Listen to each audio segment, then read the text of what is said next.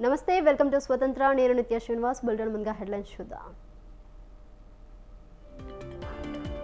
Chevella parliament BRS సమావేశంలో విభేదాలు, పట్నం పైలట్ వర్గాల మధ్య వాగ్వాదం.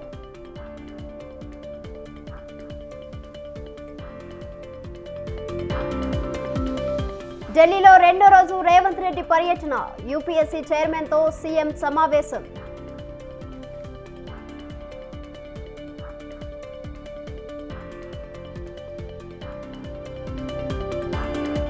మల్లికార్జున ఖర్గేను కలిసిన షర్మిల, బాధ్యతల అప్పగింతపై చర్చలు.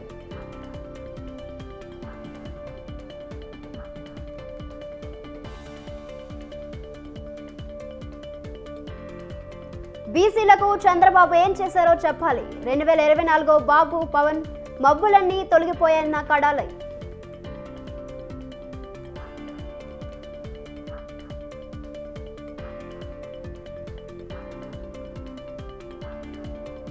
హైదరాబాద్ జీడిమెట్లలో దారుణం, కన్న కూతురుపై లైంగిక దాడికి పాల్పడ్డ తండ్రి.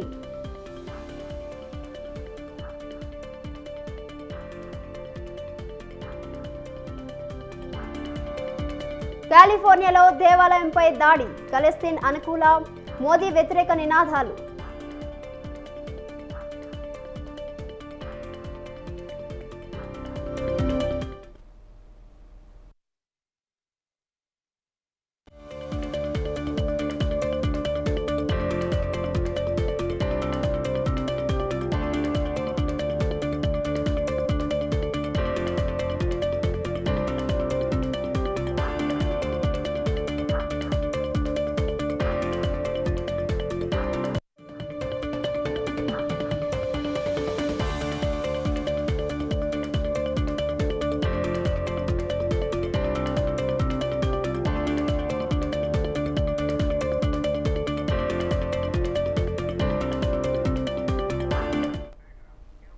బులెటిన్లో బ్రేకింగ్ న్యూస్ చూస్తున్నాం. తెలంగాణ భవన్ సాక్షిగా బీఆర్ఎస్ పార్టీలో మరోసారి విభేదాలు బగ్గుమన్నాయి.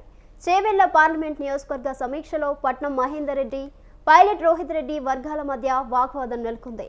తాండూరు మాజీ ఎమ్మెల్యే పైలట్ రోహిత్ రెడ్డిని వేదికపై కూర్చోబెట్టడంపై ఎమ్మెల్సీ పట్నం మహేందర్ రెడ్డి వర్గం అభ్యంతరం వ్యక్తం చేసింది. రోహిత్ రెడ్డిని వేదికపై నుంచి దించాలని పట్టుబట్టింది. రోహిత్ రెడ్డిని వేదికపై నుంచి దించాలని పట్టుబడింది.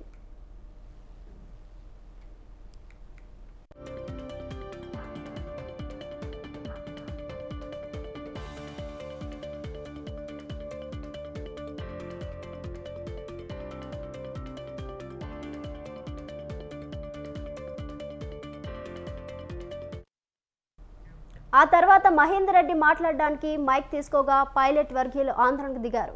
దీంతో ఇరు వర్గాల మధ్య వాగ్వాదం నెలకొంది. వివాదం తర్వాత పైలట్ రోహిత్ రెడ్డి పట్నం మహేందర్ రెడ్డితో ప్రత్యేకంగా మాజీ మంత్రి హరీష్ రావుతో భేటీ అయ్యారు. హరీష్ రావు ఇరువురికి నచ్చజెప్పే ప్రయత్నం చేశారు.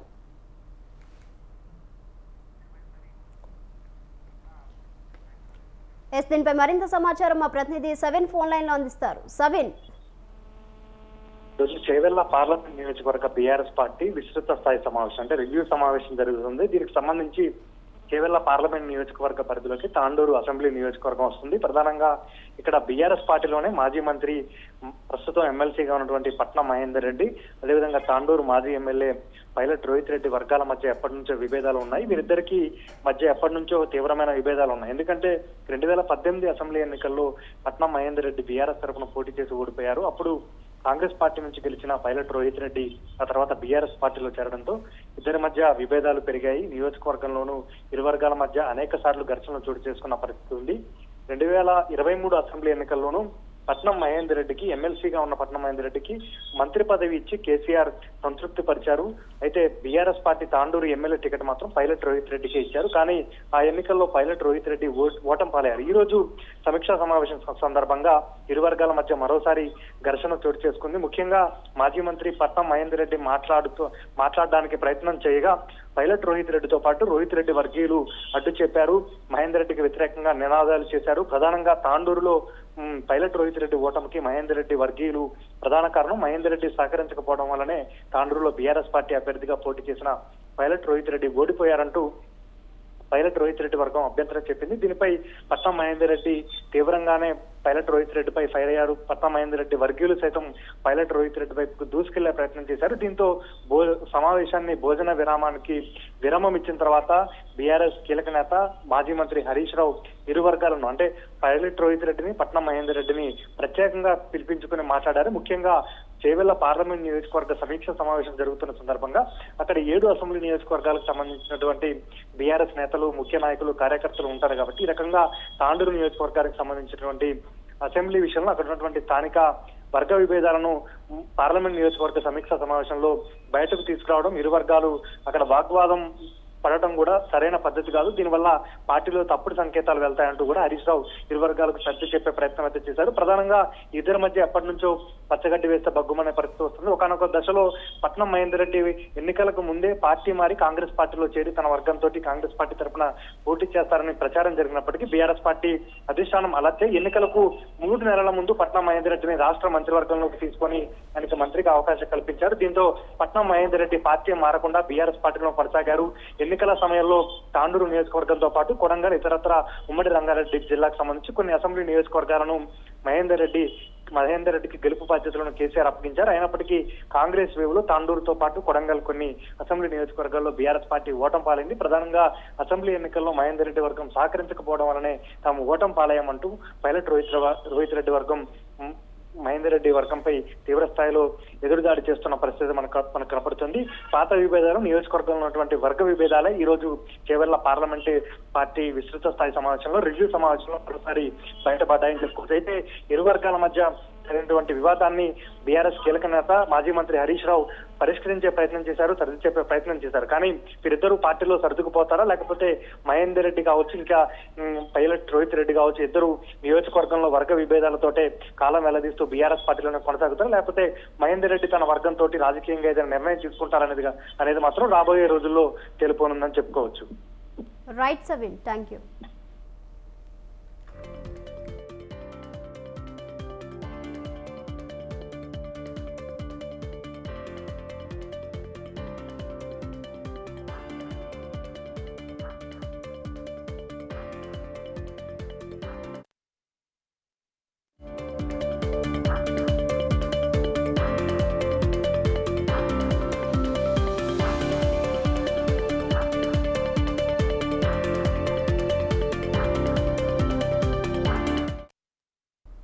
రైట్, మరో బ్రేకింగ్ న్యూస్ చూస్తున్నాం. బీఆర్ఎస్ గుర్తును రద్దు చేయాలన్న కాంగ్రెస్ నాయకుల ఫిర్యాదుపై జగదీష్ రెడ్డి తీవ్రంగా స్పందించారు.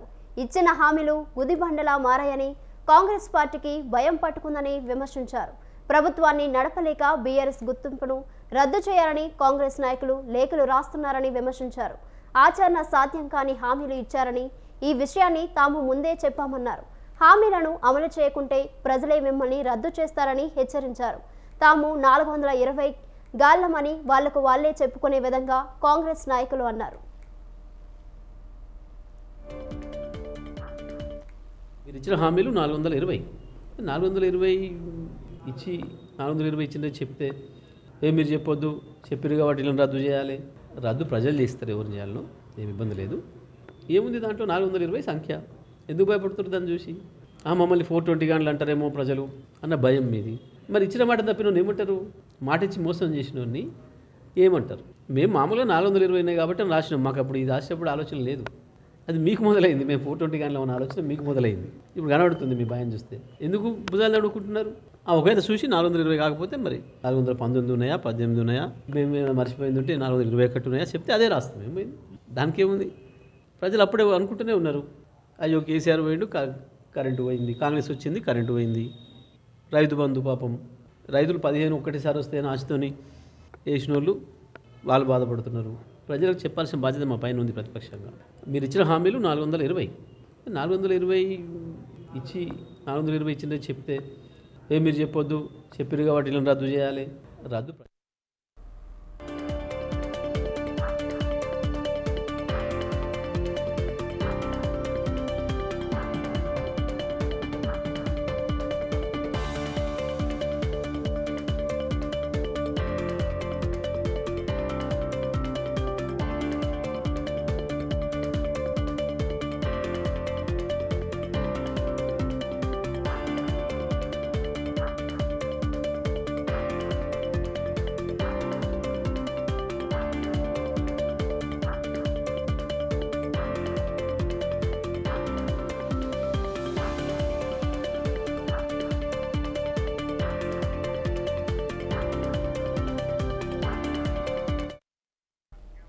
రైట్, మరో బ్రేకింగ్ న్యూస్ చూస్తున్నాం. నియోజకవర్గాల ఇన్ఛార్జ్ల మార్పుపై సీఎం జగన్ కసరత్తు చేస్తున్నారు.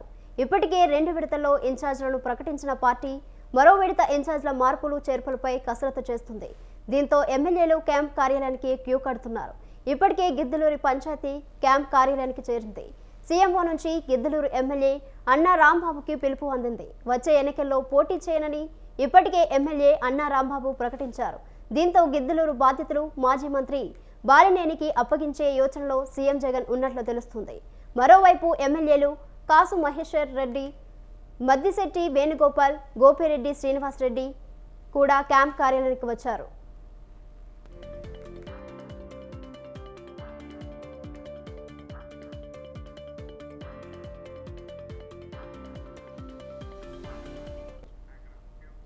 దీనిపై మరింత సమాచారం మా ప్రతినిధి, మా బ్యూరో చీఫ్ నరేష్ లైవ్ లో అందిస్తారు. నరేష్. రమేష్. నిత్య ఎమ్మెల్యేల మార్పులు చేర్పులకు సంబంధించి సీఎం జగన్మోహన్ రెడ్డి ఈరోజు కూడా కసరత్తు కొనసాగిస్తూ ఉన్నారు. ఇప్పటికే 2 లిస్టులు విడుదల చేసింది వైఎస్ఆర్ కాంగ్రెస్ పార్టీ. 3వ జాబితాకు సంబంధించి కూడా కసరత్తు జరుగుతూ ఉంది. ఇక ఈరోజు ప్రధానంగా కొంతమంది ఎమ్మెల్యేలు సీఎం క్యాంపు కార్యాలయానికి రావడం జరిగింది. ఎమ్మెల్యేలు మేడా మల్లికార్జున రెడ్డి, అదేవిధంగా నరసరావుపేట ఎమ్మెల్యే గోపిరెడ్డి శ్రీనివాసరెడ్డి, గురజాల ఎమ్మెల్యే కాసు మహేష్ రెడ్డి, దర్శి ఎమ్మెల్యే మద్దిశెట్టి వేణుగోపాల్తో పాటు గిద్దలూరు ఎమ్మెల్యే అన్నా రాంబాబు కూడా సీఎం క్యాంప్ కార్యాలయానికి వచ్చారు. వీరితో పాటు నరసరావుపేట ఎంపీ లావు శ్రీకృష్ణదేవరాయలు కూడా సీఎం క్యాంప్ కార్యాలయానికి రావడం జరిగింది.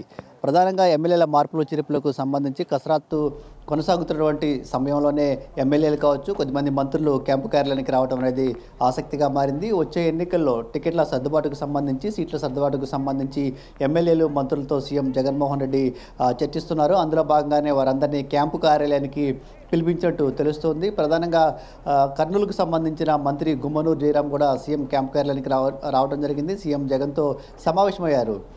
ప్రస్తుతం ఎమ్మెల్యేగా ఉన్నటువంటి, మంత్రిగా ఉన్నటువంటి గుమ్మనూరు జయరాంను వచ్చే ఎన్నికల్లో లోక్సభకు పంపించాలని సీఎం జగన్మోహన్ రెడ్డి భావిస్తూ ఉన్నారు. కర్నూలు ఎంపీగా ఆయన్ని పోటీ చేయించే అంశానికి సంబంధించి గత కొద్ది రోజులుగా కొనసాగుతుంది. ఇదే విషయానికి సంబంధించి సీఎం జగన్మోహన్ రెడ్డితో మంత్రి జయరాం చర్చించినట్టు తెలుస్తుంది. ఇక దీంతోపాటు గిద్దలూరుకు సంబంధించినటువంటి ఎమ్మెల్యే అన్నా రాంబాబు తాను రాజకీయాల నుంచి తప్పుకుంటానని గతంలోనే ప్రకటించారు. వచ్చే ఎన్నికల్లో తాను పోటీ చేయబోనంటూ కూడా ఒక స్పష్టమైన ప్రకటన చేశారు. అదే సందర్భంగా ప్రకాశం జిల్లాకు సంబంధించినటువంటి ఎంపీ మాగుంట శ్రీనివాసరెడ్డి పైన కూడా ఆయన కొన్ని తీవ్ర వ్యాఖ్యలు చేశారు. వచ్చే ఎన్నికల్లో మాగుంట శ్రీనివాసరెడ్డికి వ్యతిరేకంగా తాను పనిచేస్తానంటూ కూడా ఆయన వ్యాఖ్యానించిన పరిస్థితి కూడా ఉంది. ఈ నేపథ్యంలో గిద్దలూరుకు సంబంధించినటువంటి వ్యవహారం పైన చర్చించేందుకు సీఎం జగన్మోహన్ రెడ్డి ఈరోజు ఎమ్మెల్యే అన్నా రాంబాబును సీఎం క్యాంపు కార్యాలయానికి పిలిపించడం జరిగింది. సీఎం జగన్తో అన్నా రాంబాబు కూడా సమావేశమయ్యారు. ప్రధానంగా అన్నా రాంబాబు గత కొద్ది కాలంగా పార్టీ పైన తీవ్ర అసంతృప్తి వ్యక్తం చేస్తున్నటువంటి నేపథ్యంలోనే ఆయన్ని పిలిచి మాట్లాడుతున్నట్టు తెలుస్తుంది. ఇక నరసరావుపేట నియోజకవర్గంలో నెలకొన్నటువంటి విభేదాలపైన ఎమ్మెల్యే శ్రీనివాసరెడ్డితో మాట్లాడినట్టు తెలుస్తుంది. Right Ramesh, thank you.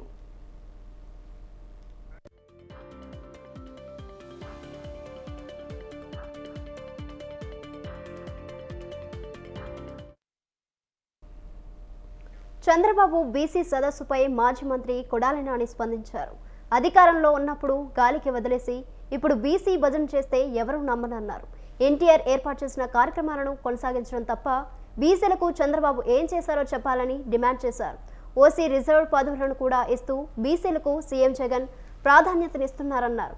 2024లో Chandrababu దత్తపుత్రుడి మబ్బులన్నీ విడిపోతాయని Kodali Nani అన్నారు.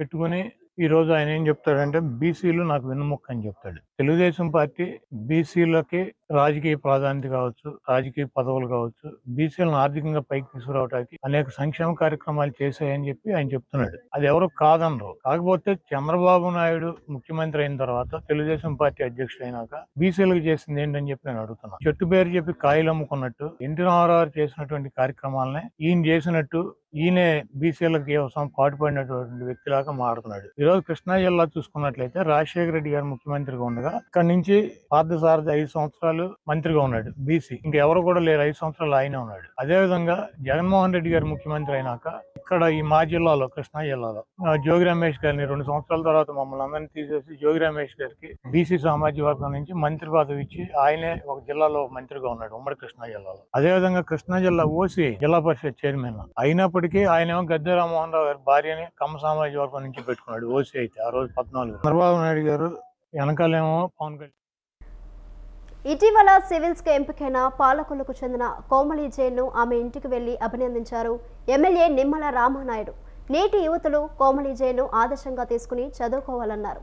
ఇష్టమైన రంగంలో రాణించేలా తల్లిదండ్రులు ప్రోత్సహించాలని సూచించారు. దేశంలో మొత్తం 933 మంది ఎంపిక కాగా రాష్ట్రం నుంచి ఎంపికైన 40 మందిలో కోమలి ఒకరు.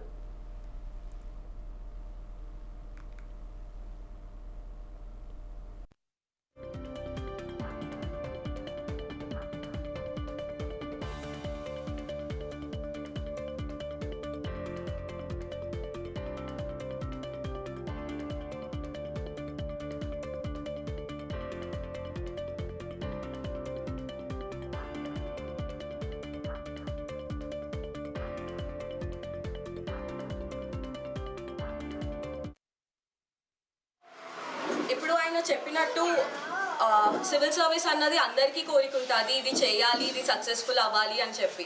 నాకు ఉండేది, కానీ నాకు వెనకాల పుష్ ఇచ్చింది మా ఫ్యామిలీ. నువ్వు చెయ్యి, పర్లేదు, ఏమైనా అయితే మేము చూసుకుంటాంలే. మా దాంట్లో అమ్మాయిని పెద్దగా జాబ్కి పంపించారు, సర్లే చదివారు కదా చాలు అనుకుంటారు. మా ఫ్యామిలీ ఏమో నీకేం నచ్చిస్తే అది చెయ్యి, నీకేం అనిపిస్తే అది చెయ్యి అని చాలా ప్రోత్సహించారు, సపోర్ట్ చేశారు.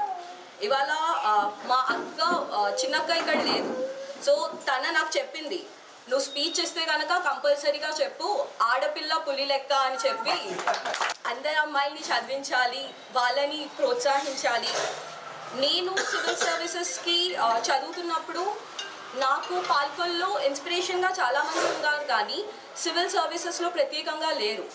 అలాంటప్పుడు ఒక్కటే అనుకున్నా, నేను కనుక క్లియర్ చేస్తే నా వెనకాల రేపు చాలామంది అమ్మాయిలకి అవకాశం రావాలి, వాళ్ళని చదివించాలి, వాళ్ళకి సపోర్ట్ చేయాలి అని చెప్పి. భారతదేశంలోనే అత్యున్నతమైనటువంటి సర్వీస్ అయినటువంటి సివిల్ సర్వీస్లో ఐఆర్ఎంఎస్, ఎందుకంటే మంచి ర్యాంక్ సాధించి మరి ఈవేళ కోమల్ జైన్ మరి సెలెక్ట్ కావడం మా యొక్క పాలకొల్లు నియోజకవర్గానికే ఒక గర్వకారణమని ఒక స్థానిక శాసనసభ్యుడిగా నేను భావిస్తూ ఉన్నా. ఈవేళ ఈ యొక్క కోమల్ జైన్ చూస్తూ ఉంటే నాకు కూడా చాలా గర్వంగా ఉంది. ఎందుకంటే నేను యాజ్ ఏ ప్రజాప్రతినిధిగా ఒక శాసనసభ్యుడిగా అనేకమైనటువంటి సామాజిక కార్యక్రమాలు చేస్తూ, ఎందుకంటే ప్రజాప్రతినిధి అంటే కేవలం ప్రభుత్వం అందించేటువంటి అభివృద్ధి సంక్షేమమే కాదు, సామాజిక చైతన్య కార్యక్రమాలు కూడా చేయాలనేటువంటి ఆలోచనతో అటువంటి కార్యక్రమాల్లో భాగంగా సేవ్ ది గర్ల్ చైల్డ్ అనేటువంటి కార్యక్రమం, ఆడపిల్లల్ని రక్షించుకోవాలి, భ్రూణ హత్యల్ని నిరోధించాలనేటువంటి ఒక మెసేజ్ని ప్రతి వాడలోనూ కూడా ఇవ్వాలి, ఆడపిల్లల్ని ప్రోత్సహించాలి, బాగా చదివించాలి, ఉన్నతమైన స్థాయికి తీసుకెళ్లాలి అనేటువంటి ఆలోచనతో పాలకుల్లో గత 10 సంవత్సరాలుగా ఆ సేవ్ ది గర్ల్ చైల్డ్ కార్యక్రమాన్ని చేస్తూ ఉన్నానంటే ఆడపిల్లల మీద నాకు ఒక నమ్మకం. రాష్ట్ర ఆర్థిక స్థితిని, వాస్తవ పరిస్థితిని ప్రజల ముందు పెట్టాలని శాసనసభలో శ్వేతపత్రం విడుదల చేయడం జరిగిందని పరకాల ఎమ్మెల్యే రేవూరి ప్రకాష్ రెడ్డి అన్నారు. పరకాల నియోజకవర్గంలో నిర్వహించిన ప్రజాపాలన కార్యక్రమంలో ఎమ్మెల్యే ప్రకాష్ రెడ్డి ముఖ్య అతిథిగా పాల్గొన్నారు. ఎమ్మెల్యేగా గెలిచి మొదటిసారి గ్రామానికి వచ్చిన రేవూరికి కాంగ్రెస్ పార్టీ కార్యకర్తలు, నాయకులు ఘనస్వాగతం పలికారు. ప్రజాపాలన దరఖాస్తుల స్వీకరణ కౌంటర్ను ఎమ్మెల్యే సందర్శించారు. ప్రజల నమ్మకాన్ని వమ్ము చేయకుండా 6 గ్యారెంటీల అమలే లక్ష్యంగా కాంగ్రెస్ ప్రభుత్వం ప్రజాపాలన కార్యక్రమాన్ని చేపట్టిందన్నారు. ప్రజాపాలన కార్యక్రమాన్ని ప్రతి ఒక్కరూ సద్వినియోగం చేసుకోవాలని, అర్హులైన ప్రతి ఒక్కరికి లబ్ధి చేకూరుతుందన్నారు. చాలా మందిలో నేను ఎన్నికలలో తిరిగినప్పుడు చాలామంది అనేవాళ్ళు, కొందరైతే ముఖం మీదనే అన్నారు, సార్ ఇవన్నీ చూస్తూనే ఉన్నాం, ఎన్నికలలో వాగ్దానం ఇస్తారు, ఎన్నికలు ఇచ్చిన తర్వాత మాత్రం, గెలిచిన తర్వాత మాత్రం మర్చిపోతుంటారు సార్, ఇప్పటివరకు అదే చూసినాం, రేపొద్దున మీరు కూడా అదే పరిస్థితి అని చెప్పి నన్ను నిలదీసిన సందర్భాలు కూడా తెలుసు. నేను అందులోంచి ఒక మాట చెప్పాను, అందుగురించి ఒక మాట చెప్పాను, ఇంతకుముందు ప్రభుత్వాలు ఇచ్చిన హామీలు ఎంత మట్టుకు నెరవేర్చిందో లేదు అనేది మీకే తెలుసు, దాని గురించి నేను మాట్లాడవలసిన అవసరం లేదు. కానీ ఈ కాంగ్రెస్ పార్టీ ఈరోజు ఏదో ఎన్నికలలో ఇస్తుందో దేశంలోనే ఏ రాజకీయ పార్టీ చేయని ఒక ధైర్యం చేసింది. చాలామందిలో నేను ఎన్నికలలో తిరిగినప్పుడు ఇవి బులెటిన్ డీటెయిల్స్. కీప్ వాచింగ్ స్వతంత్ర.